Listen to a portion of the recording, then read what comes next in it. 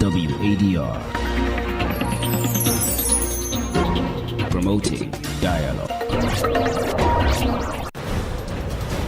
It's 6 o'clock in Dakar, 7 o'clock in Abuja. Good evening and many thanks for staying tuned to West Africa Democracy Radio, broadcasting on 94.9 FM and around the world on WADR.org. Welcome to Newslink. Here are the top stories. Liberia's embattled Speaker Kofa steps down from the position following months of legislative actions. And PDC Chiam resigns ahead of Côte d'Ivoire's presidential election on October 2025. Ghana's President Mahama urges African leaders to adopt a new public debt management to improve well-being of citizens. An arrest and attack of opposition leaders in Mali raises concerns amid political clampdown. It is deeply troubling to learn of this, the manner in which people are. Since Saturday, the journalists have been held in police custody at the Algad.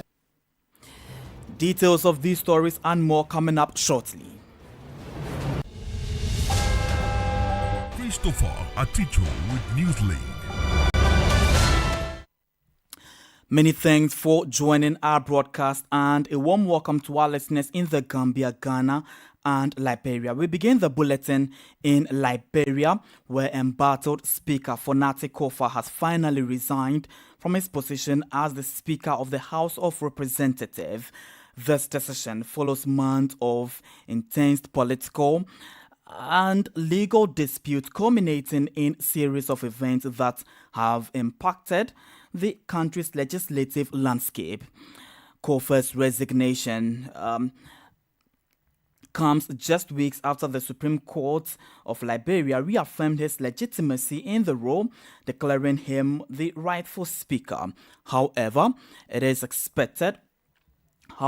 the political landscape shifted dramatically when President Joseph Boakai, in a public address, expressed his intention to collaborate with the majority bloc that did not include Kofa. Addressing newsmen minutes after his resignation today, the former speaker emphasized the need for consistency in the rules that govern political conduct. He said his resignation is intended to end the long tension in the Capitol building as the already armed forces or officers were being assigned, which is uncalled for.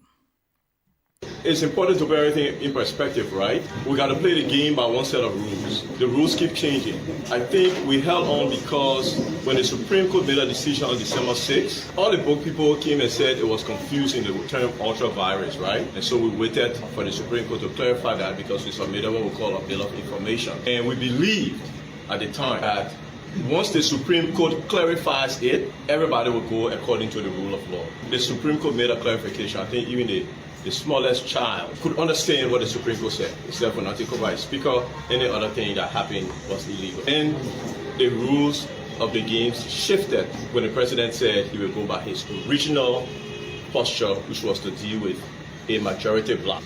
Once that changed, we had to assess our own participation in what is going on. And as we see it, after the caucus evaluated, with still those going up at the Capitol, with more armed men being called in as reinforcement, our choice was to either go tomorrow to the Capitol to have a repeat of some sort of violence or to avoid that.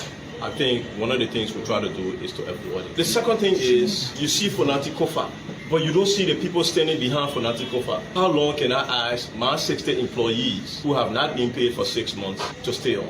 I have to evaluate that. How can I ask my colleagues who have endured this battle to stay on, especially when significantly we started to lose some of our most committed members after the president's statement? All of that led us to have a strategy session and a strategy meeting to say, what is the utility of holding on? Do I just continue to be a speaker sitting down at home while someone else is exercising the powers and the privileges of the office? In my mind, I think that's not a wise use of my time. And that's embattled Speaker Fonati Kofa in Liberia. Still in the country, the fishery sector is set to poised for significant advancement with the commencement of construction on a new fish hatchery in Bomi County. This initiative, backed by the World Bank, was celebrated during the groundbreaking ceremony attended by a host of government officials under the Liberian Sustainable Management of Fisheries Project. WADR's Monrovia correspondent Abraham Parker reports. The goal of this project is to boost Liberia's fish farming sector, which is vital for improving food supply and creating jobs in rural areas. During the launch, Cyrus Sikbe, the acting executive director of the National Fisheries and Aquaculture Authority (NAFA), highlighted the challenges faced by fish farmers, emphasizing the need for ongoing support and solutions. The facility will include a dedicated research and development wing that will explore the use of locally sourced raw materials for feed production, reducing our dependence on expensive imports and making aquaculture more accessible to smallholder farmers. While expressing gratitude to the World Bank for its steadfast partnership in strengthening Liberia's fisheries and critical sectors, the World Bank country manager to Liberia, Georgia Walling, reassured her institution's commitment to empowering communities to do sustainable practices that promote job creation and improve livelihoods. Liberia's fisheries sector holds tremendous untapped potential. However, the current dependence on capture fisheries places pressure on marine ecosystems. The hatchery will serve as a cornerstone for the development of a robust aquaculture sector. The inauguration of the fish hatchery represents a pivotal milestone in Liberia's efforts toward achieving food security and fostering economic development. For Newslink on WADR, I'm Abraham Parker reporting from Monrovia. Away from Liberia to Cote d'Ivoire, PDCI's presidential candidate Tijani Chiam has officially stepped down as president of the Democratic Party of Cote d'Ivoire ahead of the upcoming presidential election. The announcement was made public yesterday, May 11th, in a statement from the party's interim president, Ernest Ngumo Mobio. The legal battle surrounding Chiam's nationality has cast serious doubt over his viability as a candidate, while the Ivorian constitution mandates that any presidential contender must hold exclusively Ivorian nationality. Sankole Janko has more in this report. The resignation follows an escalating legal dispute over Chiam's Ivorian nationality, a critical issue that directly affects his eligibility to run in the upcoming October 2025 presidential race. The legal battle centers around Article 48 of the Ivorian Nationality Code, which states that an Ivorian citizen automatically loses their nationality if they voluntarily acquire another. Chiam, who became a French citizen back in 1987, officially renounced his French nationality only recently on March 19 of this year. But the courts are not convinced. On April 22nd, the Court of First Instance in Abidjan suspended Chiam's application for a nationality certificate, citing challenges led by Bernard Zikokora, prominent figure in the ruling RHDP party. Chiam had only just been nominated as the PDCI's presidential candidate on April 16th, during a party convention already strained by internal tensions. Facing mounting pressure and legal uncertainty, he ultimately chose to step aside. In line with the PDCI's internal rules, Ernest Nkuma Mobio, the party's oldest vice president, has now taken the helm in an interim capacity. In his address, Mobio urged party members to remain calm and united, stressing the importance of discipline and collective resilience during what he called a difficult moment.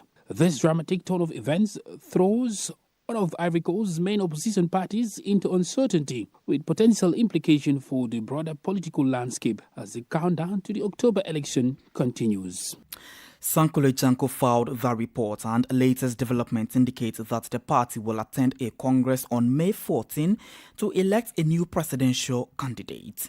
Still in Cote d'Ivoire, the country has signed a military cooperation agreement with Morocco following a visit by the Ivorian Minister of Defense to the Sherifan Kingdom late last week.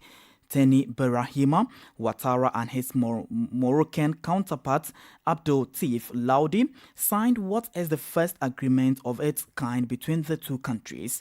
The Ivorian and Moroccan armed forces will collaborate across several sectors. Imoedit reports. This military cooperation between Cote d'Ivoire and Morocco focuses on several key areas, including training, military healthcare, and technical assistance.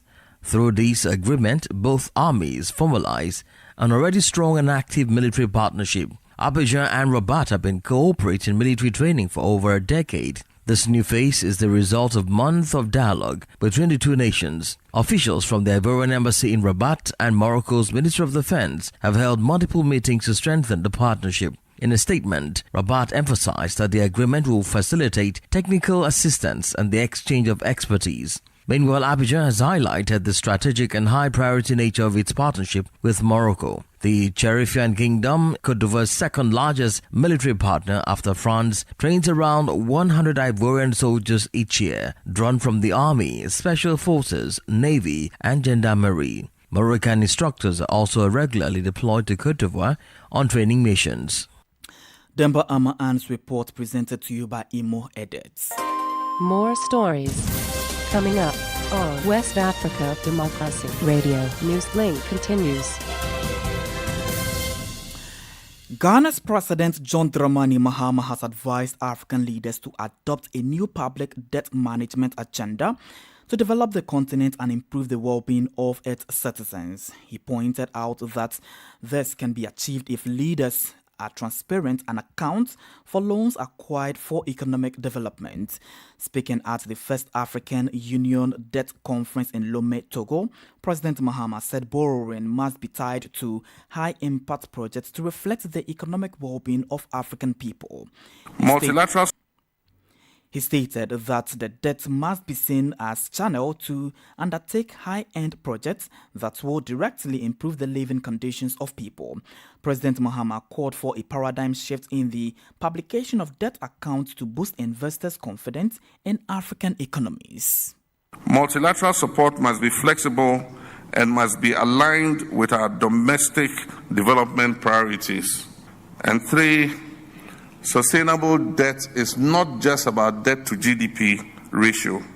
It is about what the debt is used to finance and the governance that underpins that debt. And here, we leaders of Africa must take some responsibility for the debt trap in which our countries find themselves. In Ghana, over the last several years, there was an acceleration of debt accumulation, much of it going into budget support and consumption expenditure, and in a very poor governance environment. And so, what is the new debt agenda for Africa? If we're to shift from managing debt crisis to unlocking debt as a tool for development, then Africa must adopt a new public debt management agenda that is rooted in 3 foundational pillars. And the first one is transparency and accountability. Debt should serve the people. And this means strengthening parliamentary oversight, enhancing public debt audits, and promoting open budget systems. According to the IMF, less than 40% of African countries publish detailed debt reports. This must change. And that's Ghana's President John Dramani Mahama. Still in the country, the Ghana Integrity Initiative has advocated for the passage of the Conduct of Public Officers Bill to check corruption and promote accountability in public services. The Ghana Integrity Initiative, the local chapter of Transparency International, is advocating for the passage of the Conduct of Public Officers Bill to check corruption and promote accountability in public services. This comes on the back of recent launch of Code of Conduct for political appointees by President John Dramani Mahama to guide the appointees on how to act and manage his or their affairs in order to uphold the highest professional standards and avoid conflict of interest. WADR's Nadi Detete reports. Ghana's President John Mahama recently unveiled a new code of conduct aimed at enhancing transparency and accountability in governance. The code covers ministers, deputy ministers, presidential staffers, CEOs of state institutions, and other political appointees. It outlines core values such as integrity, honesty, and professionalism, and bars acts of opulence. Appointees are prohibited from buying state assets, using public funds for gifts or hampers, and must declare all business interests, especially those tied to government agencies. President Mahama warned that violations could attract sanctions, including dismissal. We are here to protect the national interest, not to help ourselves to the national purse. The code sets out consequences for breach, public apology, from public apology to reprimand, to suspension, to resignation, or ultimately termination. Let me assure you that these sanctions are not cosmetic, they will be enforced, and I will not hesitate to act firmly and decisively no matter who is involved. Reacting to the launch, the Ghana Integrity Initiative said while the code is welcome, it will be more binding if backed by the Conduct of Public Officers Bill. Mary Wadr is Executive Director of the GII. When we have instances where people do not declare those conflicts, it becomes difficult to take them on because our conflict of interest regime is not sanctionable, or it is not punitive because it's not grounded in law. Meanwhile, just days after the launch, the acting CEO of Gold Board, Sami Jimfi, has come under criticism for publicly gifting an undisclosed amount in dollars to a self-styled evangelist. The gesture has sparked concerns over opulence, with some citizens urging the president to act despite an apology by the officer in question. For WADR, Nadiri Tete, Accra. You're still listening to Newslink here on West Africa Democracy Radio, and we broadcast on 94.9 FM from Dakar, Senegal. On Facebook, we are live on WADR English service, as well as YouTube at WADR News. Here's a reminder of our top stories.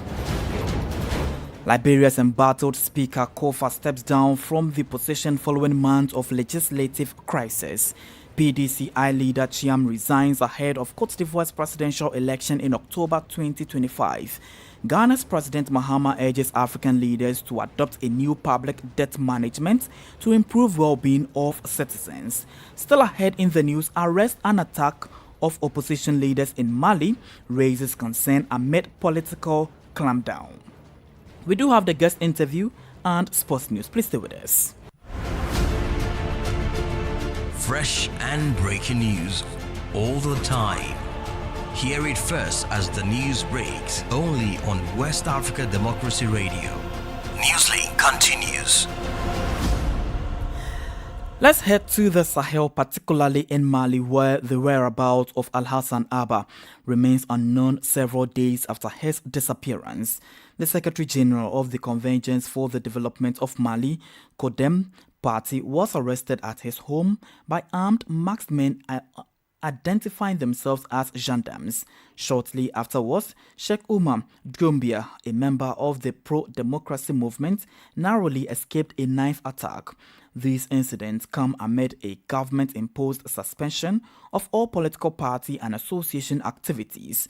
Augustine Colley reports. Since the arrest of Al-Hassan Abba on Thursday night, there has been no word from him. Witnesses say he was taken from his residence by masked armed men claiming to be gendarmes. Worried about his safety, family members and party officials say they have searched various police stations in the capital but without success. Ibrahima Sissoko, Vice President of CODEM, has condemned the arrest as unlawful and is demanding Abba's immediate release. It is deeply troubling to learn of this. The manner in which people are being abducted is unacceptable. We call on the authorities to release our friend and colleague so he can return to his family. This country has always stood for justice and the rule of law. Al-Hassan Abba has done nothing wrong. He has not stolen, embezzled, or caused harm. He has simply stood up for his political belief. Following Abba's disappearance, pressure on political figures appears to be intensifying. Sheikh Doumbia, a prominent member of the pro-democracy movement and signatory of the Manifesto for Democracy, narrowly escaped an attempted knife attack. According to his associates, several men in a double-four vehicle were spotted waiting near his home late Friday night. One of the men allegedly attempted to stab him, but friends intervened and managed to fend off the attackers. These troubling events are taking place as political parties and associations remain banned from holding activities under the current government's decree. Other young political activists, including El Bashir Cham and Tamega, have also reportedly been adopted or targeted in an attempted adoption. As of now, Malian authorities have made no official statement regarding the arrests or attacks. And that's a report by Augustine Colley, voicing the report sent in by Alio Chiam. Politics analysis on major news, social matters, and all. This is A Guest. In our guest interview this evening, we go back to Côte d'Ivoire, where Tijani Chiam has officially stepped down from the presidential candidacy race for PDCI. The announcement was made public yesterday, May 11th, in a statement from the party's interim president, Ernest Nkomo Mobio.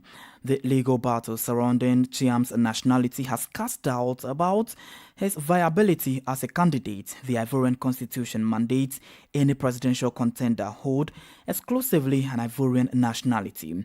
Our guest is Nuruddin Oye-Oli. He is a political analyst and tells us more about the development and what it means for the PDCI party ahead of the elections.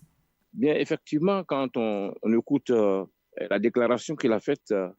Indeed, when we listen to his statement, he talks about judicial harassment on this subject. And so, we can understand that it's in relation to the legal action brought by the PDCI activist named Yapo Valari, whose decision was due on May 15th. I think he's resigning in anticipation of this. You could say it's a kind of strategy because he stayed in court because this activist accuses him of being president illegally, of not having respected the conditions required to be elected, so she has taken legal action against Tijani Chiam's election procedure. And so today, perhaps it's his legal advisors, or rather those advisors who surely said it would be a good idea to resign in the meantime, because as things stand, he's no longer the president of the PDCI. So perhaps the legal action won't make sense anymore. We are within the framework of the strategy. I'm not a legal expert, but we will see what the courts decide. But overall, we have to understand that it's perhaps to counter both the legal action and the judge's decision regarding the May 15th decision in the line. C'est peut-être pour contrer l'action en justice, la décision du juge par rapport à la décision du 15 mai à venir. And Tijani Chiam also speaks of a desire on the party of ruling camp, the RHDP, to sideline him and the main opposition figures. Is this really the case? Here we have to stay squarely in the realm of speculation because the fact is that he's been sued by an activist, and not just a PDCI activist, even from the political bureau, someone who has a long career within the PDCI, and who today courageously explained why she filed this lawsuit against its president. Even if we can assume there are hints underneath, hints from the ruling party, but there are no facts to justify this harassment by the government. It was an activist who brought him to court, so it's difficult to say it openly like that.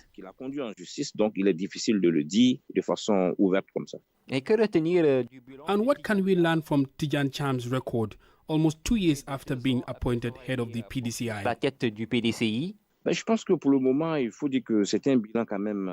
I think for the moment, it must be said that it's a mixed record.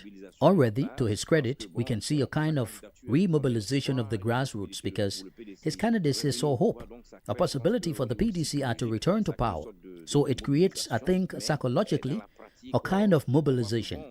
In practice, we see that, well, there was no truly recognized political bureau except on the eve of his candidacy as the PDCI candidate.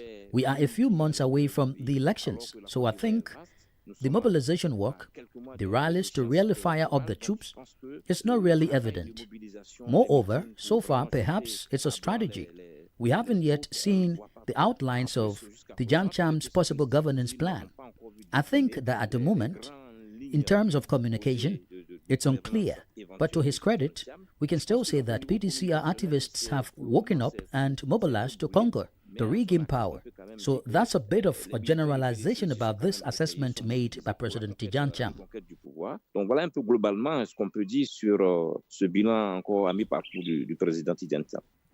Nuruddin Oye-Oli is a political analyst.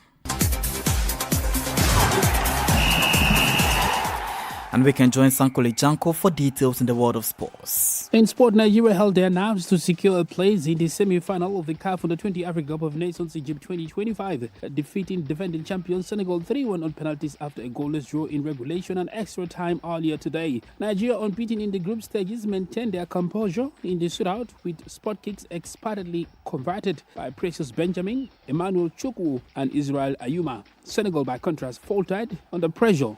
Pierre Dorival's effort was saved. Mam Morfai's was denied and Usman Konate's crashed his attempt off the crossbar. Sidi Diop netted Senegal's early penalty, but it was not enough to prevent the reigning champions from exiting the tournament. The result marked Nigeria's 8th successive quarter-final win at the Under-20 Africa Cup of Nations under the current format. They now advance to the semi-finals, where they will look to maintain their record, never losing a quarter-final tie in this competition. Meanwhile, the final lineup for the CAF African Championship CHAN Kenya, Uganda, Tanzania 2024 has been confirmed following the second round of qualifiers in which Algeria and South Africa booked their places in the continental competition. Algeria secured their ticket with a commanding 3-0 win over the Gambia on Friday that gave them victory on aggregate by the same scoreline. Meanwhile, South Africa reversed a 1-0 deficit against Malawi on Sunday to advance 2-1 on aggregate in a result that confirmed the 19-team lineup. And that's it for sports. And with that, we've come to the end of this edition of Newslink here on West Africa Democracy Radio, broadcasting on 94.9 FM from Dakar, Senegal. Thank you for listening, and many thanks to Fali Luso and Umu Danyogo for the technical assistance. Do interact with us via our social media platforms, X, formerly Twitter, Instagram at WADR News, and on Facebook at WADR English Service. I am Christopher Aticho. Good evening and enjoy the rest of our broadcasts. And many thanks to you for listening to Newslink via Hot 104.3 FM, New Me FM 94.0, Hilltop Radio 104.7 FM, and Veritas Radio 102.9 in Banjul, the Gambia. We also appreciate our listeners in Liberia via Alternative Youth Radio 98.9 FM, Lofa County, Radio Kaigama 94.5 FM, Nibe County, DCN Radio 91.3 FM, River